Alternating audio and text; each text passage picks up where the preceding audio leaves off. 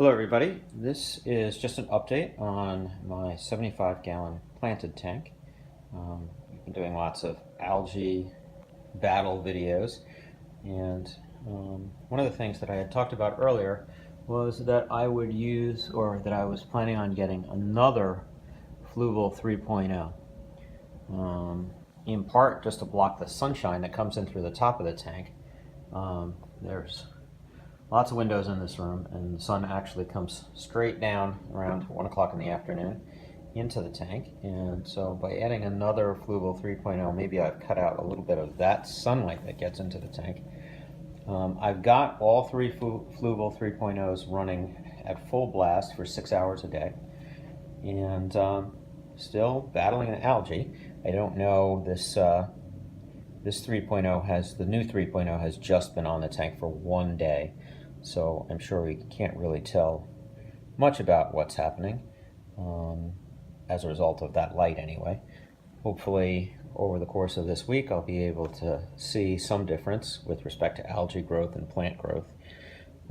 But you can see there's algae inside the Postemon stellatus, and there's plenty of algae down here in my Crypt parva and in my S. repens. The sword plants, I'm not sure about the sword plants. These two Amazon swords are, they're kind of limping along, and I'm not sure why they should be limping along. There's lots of fertilizer in the substrate, and they're certainly getting lots of light.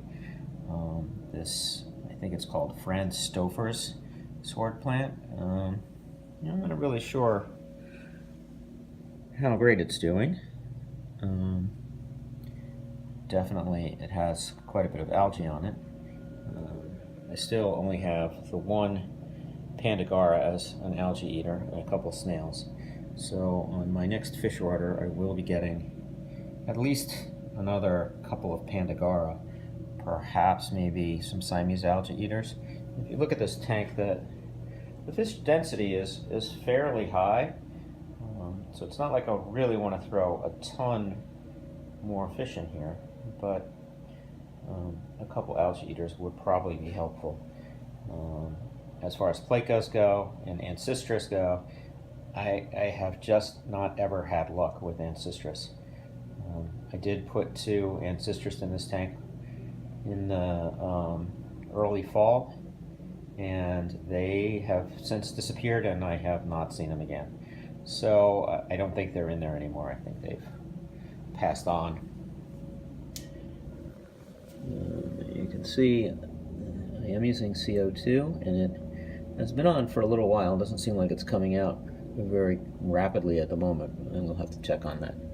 But I just thought I'd give you a little update about how the tank's looking. The fish seem to be doing really well, and you can see my pygmy rainbows are in full spawning dress, and the red lasers as well. The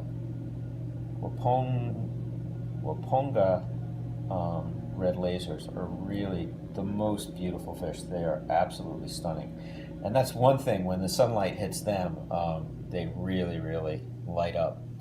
So definitely one of my favorite fish. But we can see everybody's looking pretty good in here. My Antinjo bosmani is not as dark right now as he is first thing in the morning, but he's been chasing his females around all over the place.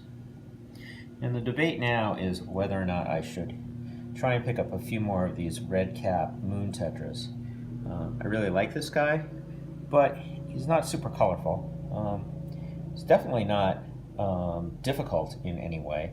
I did have a larger school of them, but in the beginning of this tank setup, I ended up losing them. This is the only one I have left.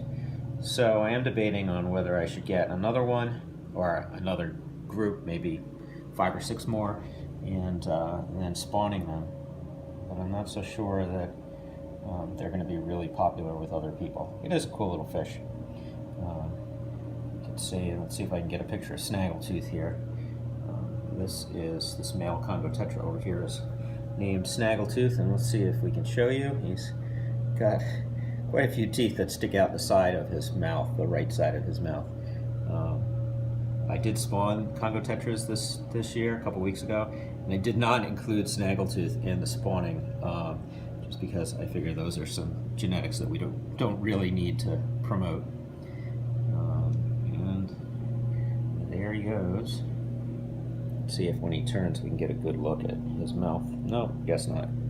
All right, so just wanted to update everybody on the tank. Thanks for watching. Bye-bye.